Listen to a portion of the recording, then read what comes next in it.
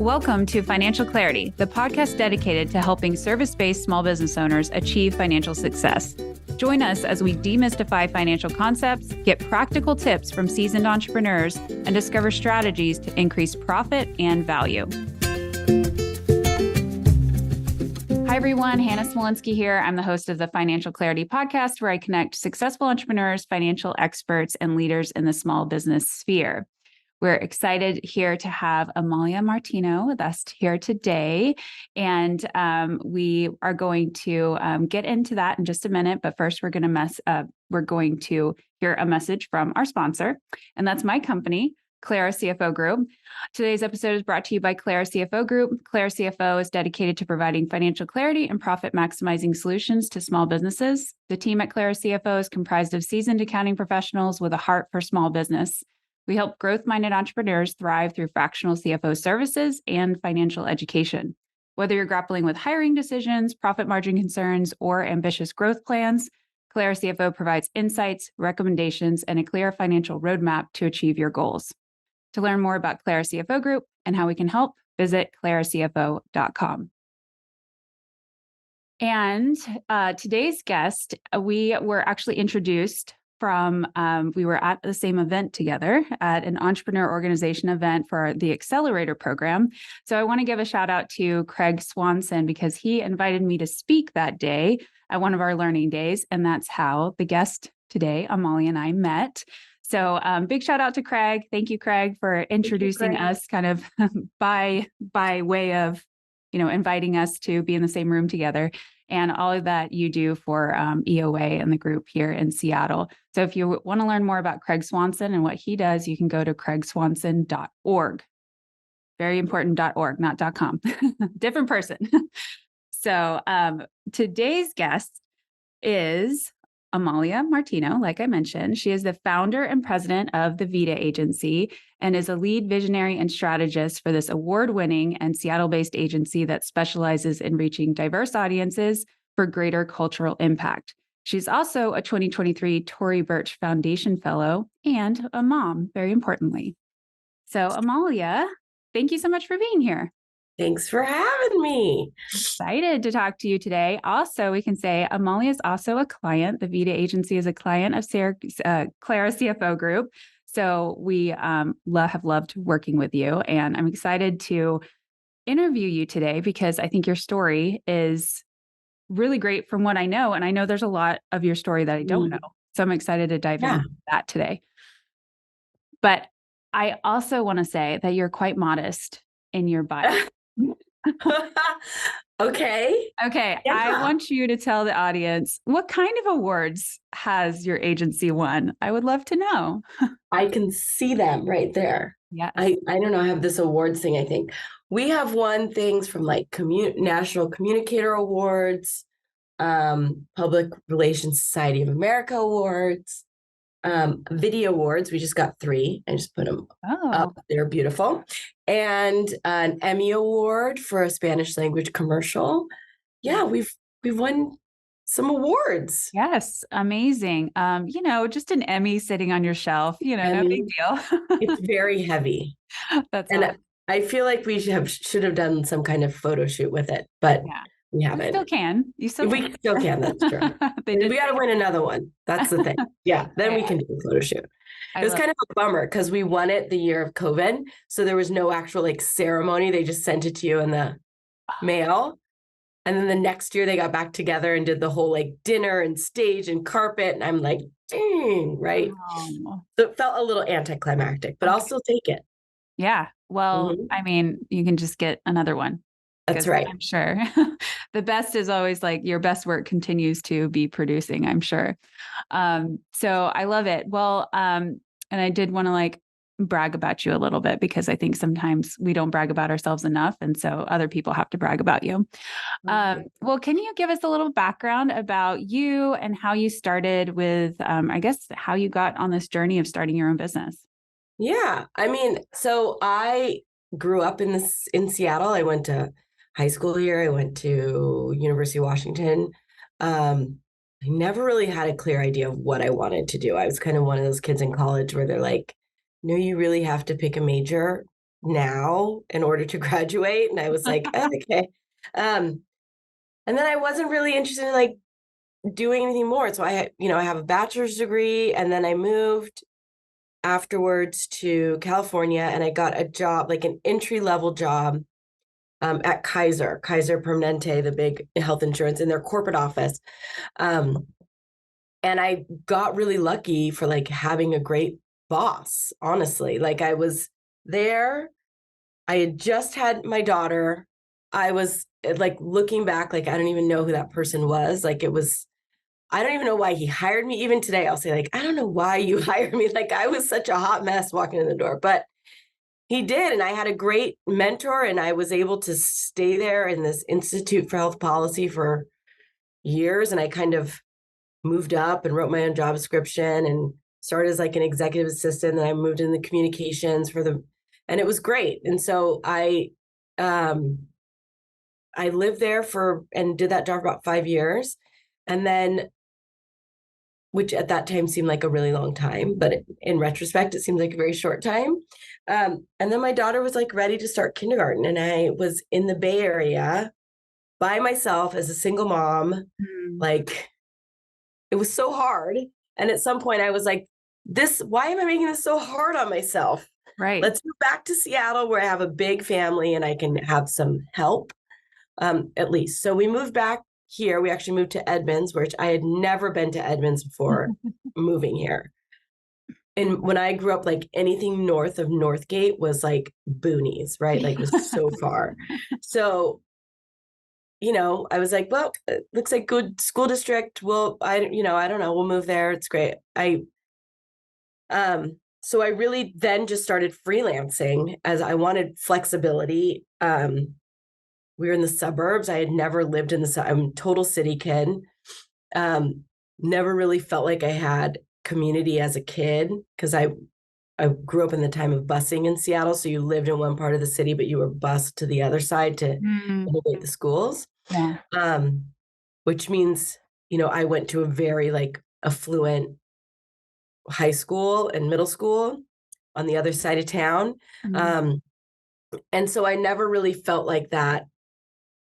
Uh, I'd be dropped in with kids we're going far back, Hannah. I don't know if you want to go this far back, but I it all do. relates. Yes. Who had like gone to school together since elementary school. And I was like, I never had that. So when we moved here, I was like, okay, just going to freelance. I'm going to be flexible so my kid can have this sense of community and make these relationships. And so I did all the things. Like we had zero, like barely any money, like just enough money. Like I was just still a single mom, just working to like,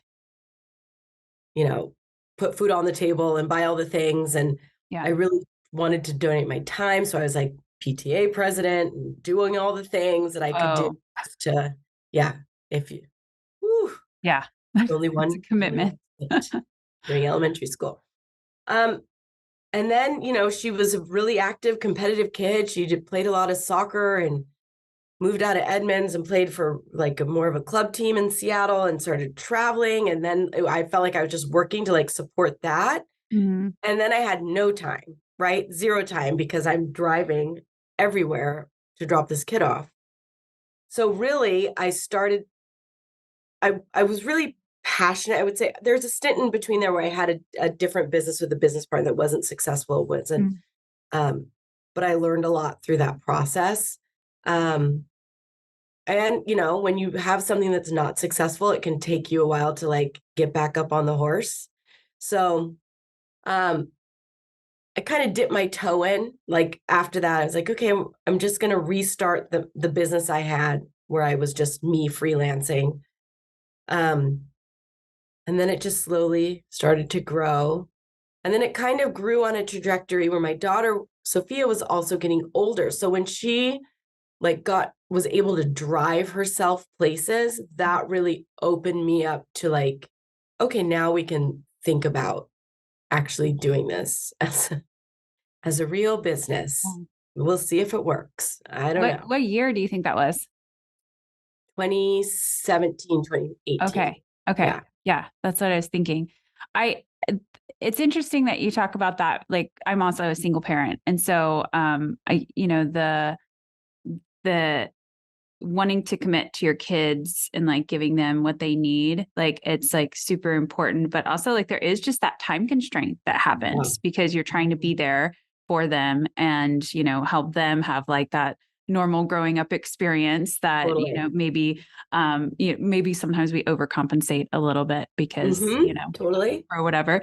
But yeah, it's amazing the freedom that can happen when you aren't having to be that full parent mode all Yeah, the time. So totally. it's interesting that you say that and that you kind of see growth like after that point in time. So When I share that story, this is always a point of connection with other women. I feel mhm, like children, whether we decide to have them or not have mhm, them, or when we have them, and partnership, like plays such a huge role in our business journey, let alone like our personal journey. yeah, Um, and it wasn't by design. It wasn't like I had a plan of like when you drive, I will do this. It just was like, it just unfolded that way, and it mhm, felt so much better. Yeah, I was no longer trying to do things in school hours, right? In time yeah, for pickup, right?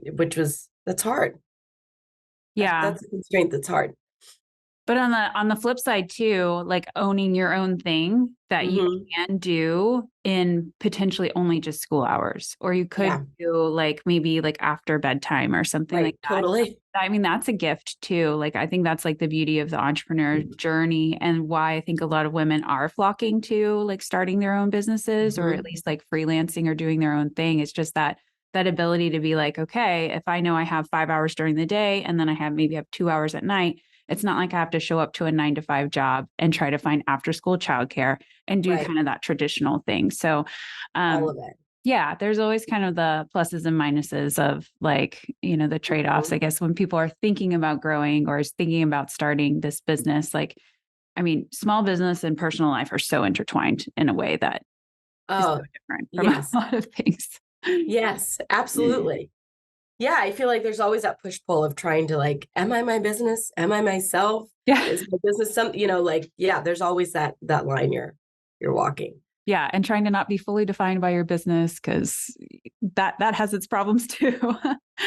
Absolutely. So, okay, when you were restarting and kind of starting Vida, what did you feel like you wanted to do differently than maybe you had done before with the business that didn't go the way you wanted? Yeah, I really wanted to be driven by purpose. So it really focused on like, why am I here? What are we doing? Why are we doing it? A commitment to like equity and a commitment to helping our clients connect with communities that maybe they haven't connected to in a new and different way, um, and a respectful way, which I think at the time when we started was very novel, right? Also, let's acknowledge like we're in Seattle, so it's very progressive. There's budgets allocated for the work that we do, Mhm. and there's whether you're a private company or public inter you know public agency, there there's some commitments there. And then, but at the time we started, it was still a little novel, and people were trying to like not sure how to navigate this. And Seattle, the whole demographic of the city and the region was changing, which was what I was really responding to. Because after being in California and seeing like the quality of marketing work and the thoughtfulness that went into communications and the multilingual things that were available, coming back to Seattle and seeing the change in the demographics, I was like, we're not even acknowledging that this change is happening, let Mhm. alone prepared to like engage and communicate in a really robust and respectful way. So that was kind of the impetus. Um, and then it all changed. Like it was like the first 2 years, I felt like were us just trying to convince people like, you shouldn't just do this because it's the good thing and the right thing to do. Like, here's an economic case for doing it. And here's your ROI, and let us help you just get started and try it. To like, after the murder of George Floyd, it was like everybody wanted this thing that they thought was going to fix everything. And that was kind of like drinking from a fire hose at that point, Mm-hmm. which really scaled our business really quickly. Mm-hmm. Well, I would say increased our revenue really quickly. We were like trying to catch up to scale. Like we grew really fast, but our systems and processes didn't grow with that pace. Right. It's so nice to like listen to other business podcasts and realize like, oh my God, we're not the only one. No, yeah, I'd say it's probably more the majority that most people aren't prepared to handle the growth that comes their way. So yes, I'm sure So it's a people total like chicken hearing and that. egg, because then Yeah, you can also like over plan. You can totally. plan systems to a certain scale, but you just don't know. So Mhm. so it's been that I mean that's why we started, but now I feel like it's such a I'm constantly looking out and trying to figure out, especially because the work that we do is so rooted in community and so um responsive to kind of policies and political, like the pendulum swings one way hard and then swings the other way hard, and like how do I become keeping responsive to that, or planful of that, which Mhm. is interesting. So we work, it's I don't know, best laid plans, right? Yeah. And it's interesting too. Like we work with some other DEI consultants, and Hmm. like they kind of had a similar thing. Like after the murder of George Floyd, everybody kind of like brought that to light that Yeah. everybody should be focused on this. But then they're also seeing sort of a pendulum swing back to like, okay, well, we don't really have the budget for that right now. Maybe we don't have the budget to, do the DEI work right now. So it kind of like it's become like less of the hot topic necessarily. Yeah. So are you experiencing that too? Where maybe it wasn't feeling as like front and center and maybe an urgent need, where now it is going back to like maybe a nice to have. I Yeah. We mean, don't you're in do different work. DEI You're in different, consulting right? specifically, but we do equity and social justice consulting, and we have ESJ as part of all of our work. So, I mean, I can see it, the trend. Yeah, for sure. So I think it's either like it's not really our budget to outsource it, which if you're working in ESJ or DEI, like it is really hard to separate yourself as a human being and what you value and are passionate about from your work Yeah. already. So when it's becomes transactional like that and you can see it, but they're not, especially in Seattle. Like Seattle has its own weird race speak, right? Right. Like they're not going to tell you exactly what they're, but you know it. And it's just disheartening because it's like, we thought we were at this moment and we thought we were making this change, but you were really only invested in a year or two Yeah. years. And you know Mhm. that you didn't really do what you needed to do. Um, yeah, that's really disheartening. I do see it a little bit. Or the other thing that I see is because we work with a lot of public agencies, they are creating positions or hiring people into that position. So Mm. I feel like our job changed from like supporting the whole agency to like, how can we support? Usually it's just one person Mhm. in this one position who has like the weight of the world on their shoulders. Right. How can we help them build capacity, whatever it is that they need? And everybody's doing it differently. It's not like an engineering degree that you go get and then you know how to build it, right? It's very like human centered and responsive, which means there's no one right way to do it. Mhm. There's going to be different flavors of that. What is that position that's being hired internally? Is there like a title that you're? Um, what did I had a chat with a client yesterday, and they told me they were hiring a equity and community engagement specialist, Hmm. and that they were kind of this was on like on their comms team and their Mhm. engagement team, so um they were restructuring how they communicate, and there some internal, so that they were doing like community engagement as one comms piece, and then like marketing as another comms piece, which is Hmm. kind of the place that we straddle. Yeah. Well, maybe we can get into that a little bit. Like, what is the difference between I communications and marketing? feel And like I should know this. I should have a really good answer for you. yeah. I would say that communications can be very strategic, It's not a marketing campaign or a glossy something. It can be pretty nuts and bolts of something. What I see the biggest difference is between public agencies and private enterprise. Mm, That usually public agencies don't marketing. Marketing is not something that you will see like in the line item of a government agency, right? But communications and community engagement or community outreach or getting something out to the public or input from the public will be something. And that could be a marketing effort on the private sector part, hmm. but it's just a little bit of different verbiage. And we Okay. do most of our work in the public sector. Yep. Yeah.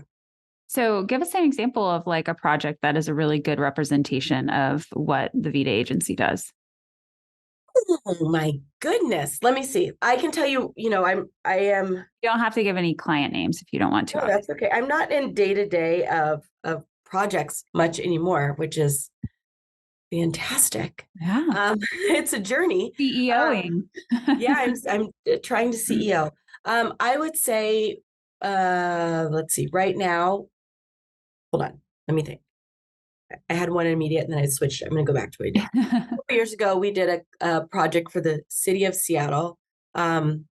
City of Seattle put tax on sweetened beverages to curb consumption of sweetened beverages because they are bad for your health. And instead of curbing consumption, it generated a lot of money for the city because people kept buying them. And they found that most of that money was coming from Black and Brown communities, Black and Brown youth specifically. Mm.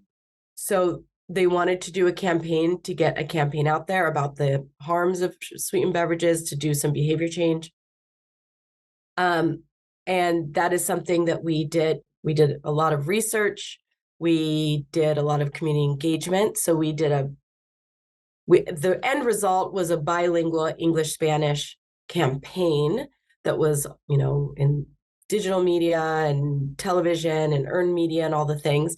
But the process for how we got there was we did a lot of research in with the community. We co-created things. We had a youth advisor group that helped us create the campaign. Mm-hmm.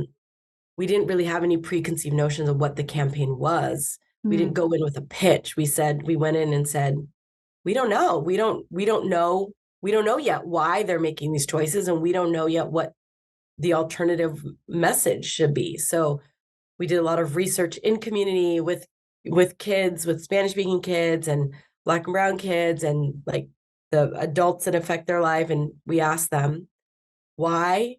So we found out a lot of things well, we don't have clean drinking water in our schools. We don't have,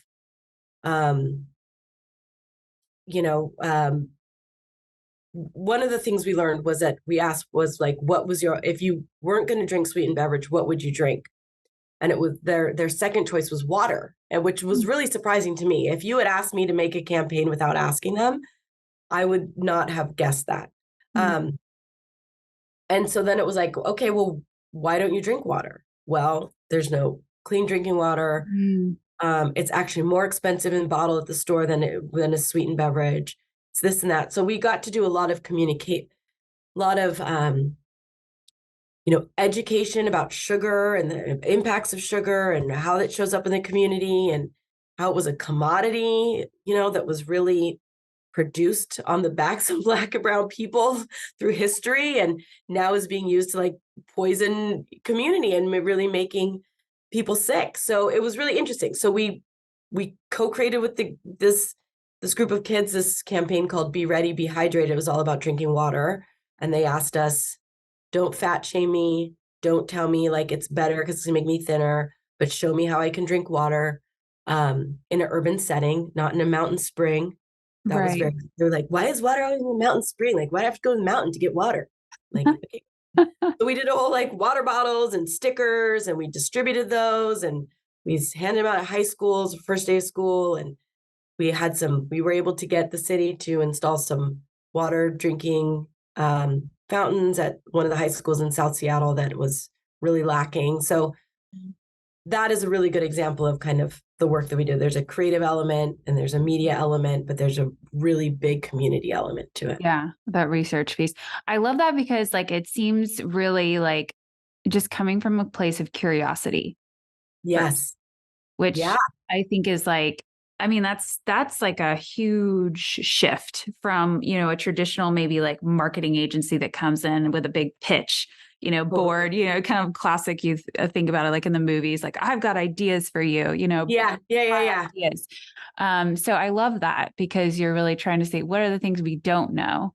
Why is this Mhm. really happening? And coming from a place of curiosity and finding out, for it can be a thousand times more effective, I'm sure, than just coming in with like your idea from just your perspective of the world. Yeah, totally. And I think that's that pendulum piece that you see with the equity piece, right? Like you can hire an agency like mine because of how I look, because of my cultural background, and check a box to say, we've done it. But really, the equity piece is going to ask the people, trusting that the people that you're serving know more about something than you do, Yes. right? And so, and that is a process, and you have to have trust, and you have to gain trust and keep trust, and there's a whole system to be built around that. Yeah. Um, I was looking at your website as before we had this interview, and I really love your kind of tagline, "We speak human." Hmm. Where did that come from? Like, who came up with that, and when? Marcella on our team came up with that. So Marcella is our director of equity and social justice, and she does such great work in the community. And so I can't remember what we were doing, but she was saying something like, "We don't do that. We just speak human." I think a lot of it comes from especially in public agency sphere, we're taking really technical terms, like if it's like transit or construction or something, and you're just trying to like like people just want the information in a way that they understand it. Just speak human. Yeah. Like, and sometimes, language can be built in a way to exclude intentionally, make it very Mhm. much more complicated than it needs to be. So we use that as kind of a guiding post for some of our clients. Like we just want to speak human. Like Yeah. let's humanize it, right? I Which love is that. very interesting in the age of chat GPT, because Mm. that's speaking computer and we want to speak human. So we're having these internal conversations of like, do we, in the marketing world, everyone's like, you can use it for this and that, and it increases, your, I don't know, efficiencies, and it can help you ideate. But then half of my team is like, but we speak human and that's Mm. machine. Nah, yeah, all the things. That's really interesting. So we mentioned Craig Swanson earlier Mhm. in the podcast, but I was talking to him the other day because he has all these AI projects he's working on, and some of it is coming up with potential like blog posts based on your own words. Mm, So, potentially taking like a YouTube catalog, so like our YouTube channel, having it essentially search the catalog of words you've yeah, actually spoken yeah, and potentially being able to pull out like um to where it's potentially writing blogs like to something that is a little bit more actually humanized to some yeah. extent. I So love that. but I feel like there's always going to be I think uh a sense that there always needs to be that human eye on anything, even if these AI tools can be used for lots of different things. um they're always like it's I mean, I probably shouldn't say never, but it's going to be unlikely that like in our short term that we're not going to need to have human eyes on things. And I um agree. a computer can only write so well. Yeah, So I like that. Well, it's a good thing to keep in mind because I think we need to be flexible to incoming technology. We need to understand that that's a big piece. It could be a potential time saver, but also like staying true to your brand and your core and what differentiates you. So I yeah, think it's a yeah. good thing to have a conversation about. Lots of conversations. Yeah. Um, Tell us a little bit about the culture at the Vida Agency because I know that's really important to you. Um, there's certain things that are really important to me as a person. So selfishly, We talked about when I freelanced for a long time. That was a time of like no health insurance, Mm, none of that. So when I finally hired somebody else to join a group insurance with me as a company, I was like, yes. So there's things that are really important to me in terms of like taking care of people. So, we have 4 weeks paid vacation for everyone. That work-life balance is really important to us, to me. Um, I realize I'm not a boomer, but I'm a Gen Xer, which I'm realizing is like, what I thought was important when I started this, I mm, am learning very quickly, that, younger professionals maybe don't think the same thing. And, I have not had it all figured out yet, but, we offer flexibility. We do like a hybrid, um, and I just kind of leave it up to each manager to figure out what your team needs to do to get their work done. I don't we for as like every company for a while we were all trying to figure out, are we going back to the office, or doing what are we doing? Um so the balance and the personal life thing is really important to me. I think we planned 40-hour work weeks.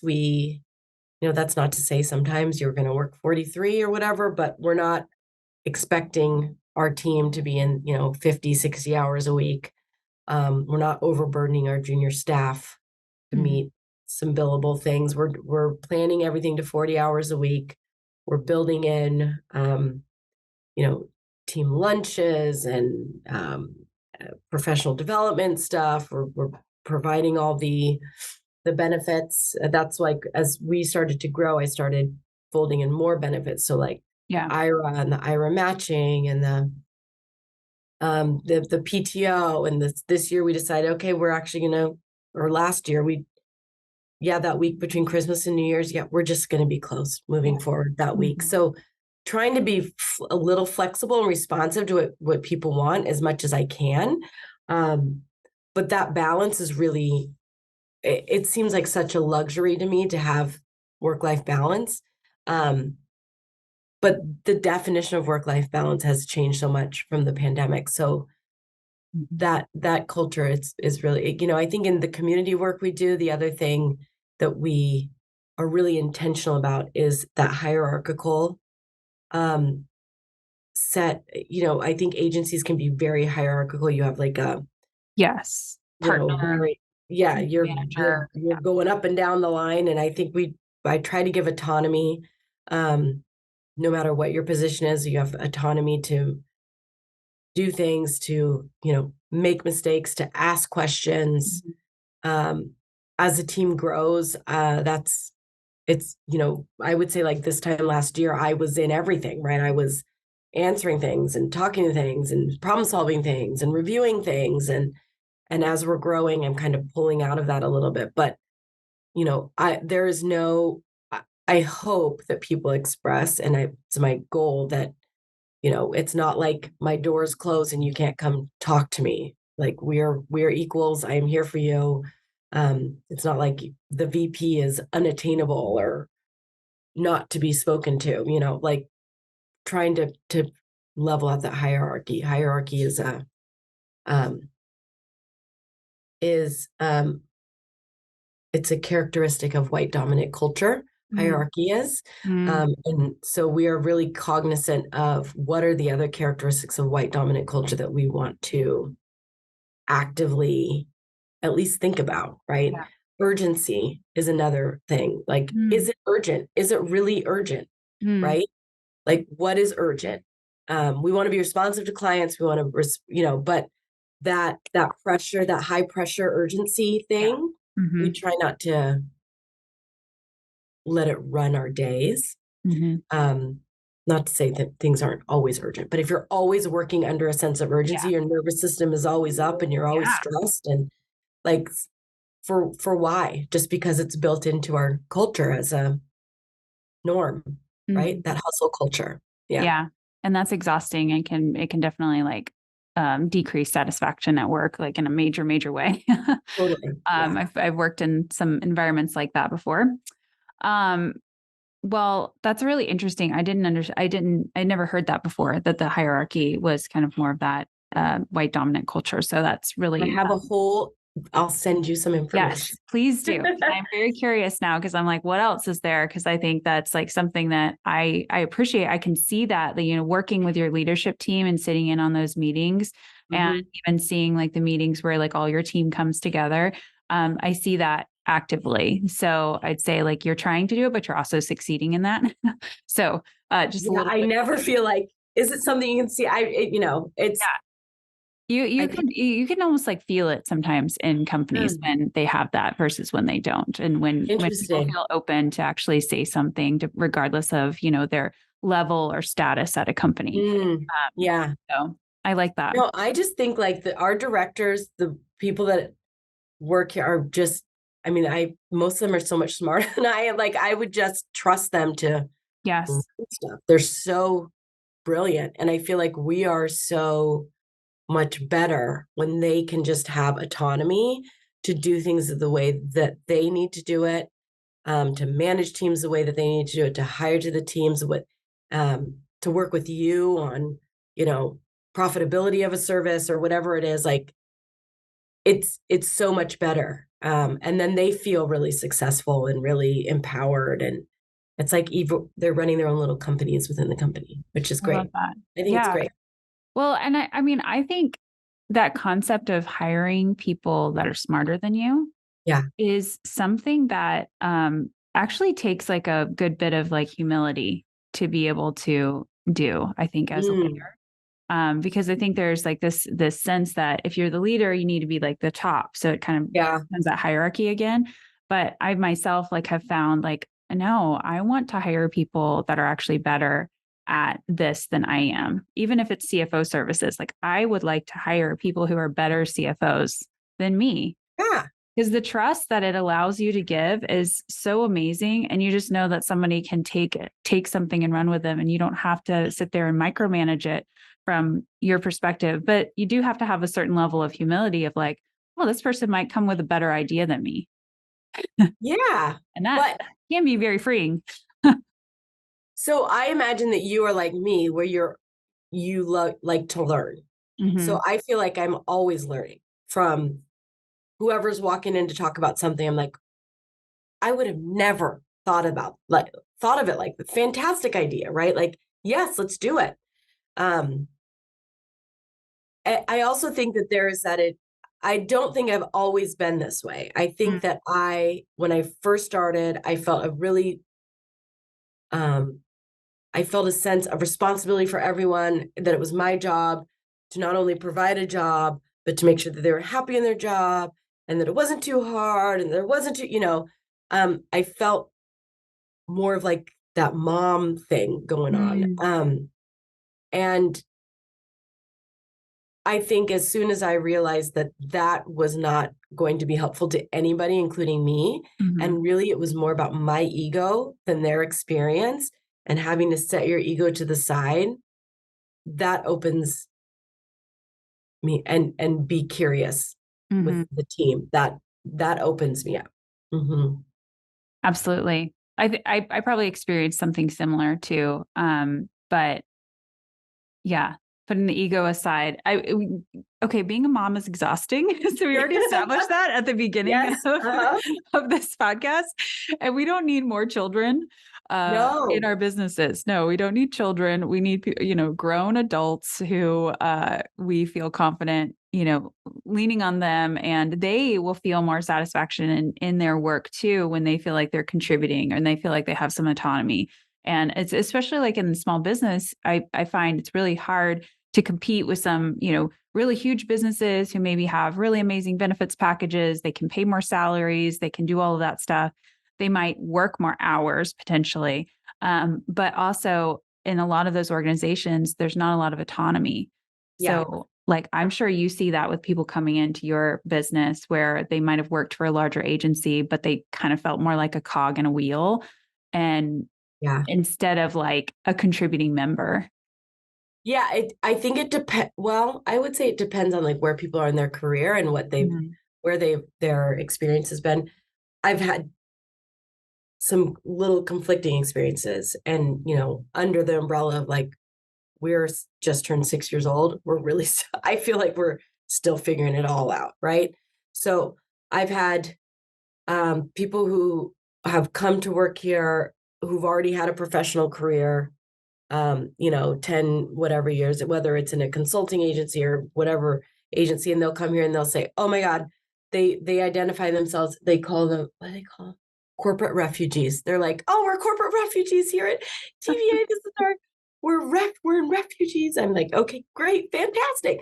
But then I'll have like the opposite where somebody doesn't have as much experience, maybe a ton of education, right? Mm.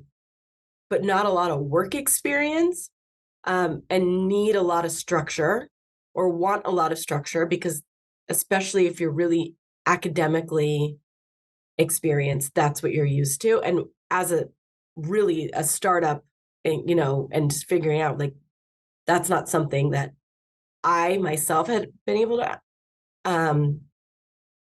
feel like we're building the plane as we're flying it. Right. But I think hiring a director of operations who's like putting in all of those processes and operations is fantastic. Like Yeah. that's been like my saving grace. Yeah. I'll also say like we also have some parents who work here who have kids, and they appreciate the flexibility. Hmm. So you can only build it for, I feel like with a purpose, and everybody's going to take it as they can based Hmm. on what they are in life. And that's not my responsibility. My responsibility is just to build it. Hmm. Provide it as an option. And then if they want to take that option, they can. Yes. um, so I like, I know we're kind of coming up on our time here. When you were getting to a place where you had been growing the agency and you started to feel financial pressures, and started to feel like, oh no, we need some kind of financial leadership. Like, Yes. what were some of the levers that were being like happening at that point in time, or the triggers that were saying like, we need some help? Um, Crying, staying up all night. I don't know. Like I don't know if I am different than most business owners. Um, I know how to manage my household budget really, really well. Hmm. I grew up really poor, no money, pretty, like scarcity mindset always. So I can manage things to the penny, but Hmm. it's a different mindset with business. You don't manage it the same as your home budget. Um, it also, as we were growing, I was like, holy shit, this is a lot of money, right? Like as someone who's never had any, wow. But I don't know enough about, I didn't go to business school. I don't know enough about, so I knew I needed help, but it was even figuring out what I needed. I didn't know what I need. So I couldn't even articulate, like I just needed it all. Right. Hmm. So I took a class at UW. It was like a financial or a executive continuing education class. It was called Accounting and Financials for Non-Financial Executives or something. Oh. It was a 2-day thing. It was eye-opening and also so boring. And I was like, I know that this is never going to be my jam. I need to, but I didn't, before that class, I didn't know the difference between accounting and finances. I didn't know how it all worked together. I didn't even understand what like I knew I would get these financial reports every month, but I didn't know how to read them. Just was like, oh, great. We made money and there's money in the bank. Okay, great. Hmm. Um, but I knew I needed to at least know enough where if I hired somebody, I could at least have that conversation with them Hmm. and not just like outsource everything and hope everything goes well. Like I at least needed to have a baseline knowledge where I could have a conversation and know what was going on in my business. And Yeah. I think if I hadn't taken that course, it would have been harder to work with you. I think I showed up kind of at least knowing what the problem was, Yeah. how to fix it. Yeah. I don't know. Like we're still figuring it out, right? Like Yeah.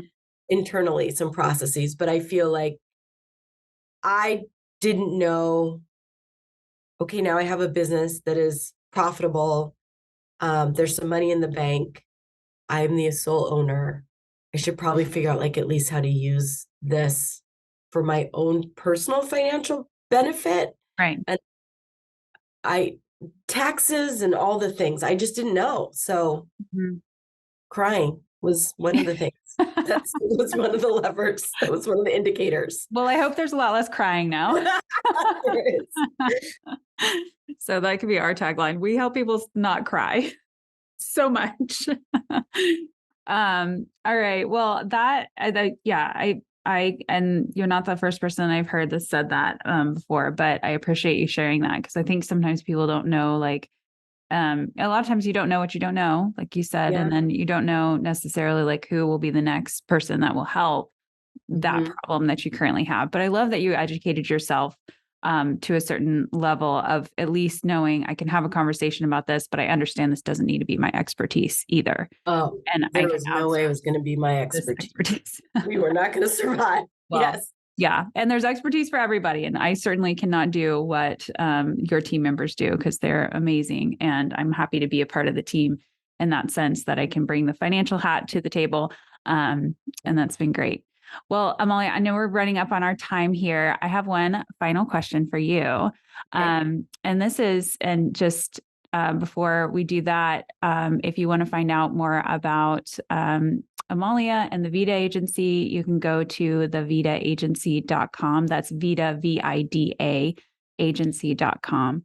But I wanted to ask you, what other podcasts do you listen to as a learner? Oh my gosh. I am a podcast junkie. Hold on. I knew you probably would be. So I'm like, I need to know, what is she listening to? And my team gets me so annoyed because I send episodes. I'll be like, oh, listen to this. This is a great one. So there's one called the Innovative Agency podcast that I really like. I'm writing it down. I listen to, hold on, Build a Better Agency podcast. That's a good one too.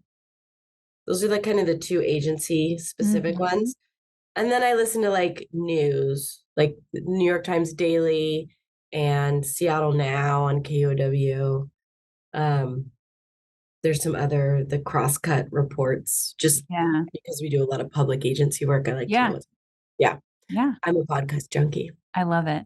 Awesome. I also listen to Men in Blazers, but that is all soccer. Oh, yes. I love it. Well, there's like the fun podcast. Like if you're a podcast junkie, then you have like your like kind of work learning podcast, and then you have kind of the entertainment podcasts at the same time. So I love it all. Awesome. Well, Amalia, if anybody wants to reach out to you, how could they get in touch with you? Oh, my email. You can email me, amalia@thevitaagency.com. Okay. Awesome. All right. Well, thank you so much for being here. I've really enjoyed this conversation today. Me too. Thanks, Hannah. You're a lifesaver. All right. Bye. Okay. Bye. Thanks for listening to the Financial Clarity Podcast. Be sure to check out the show notes to learn more about today's episode and click subscribe on your favorite podcast app.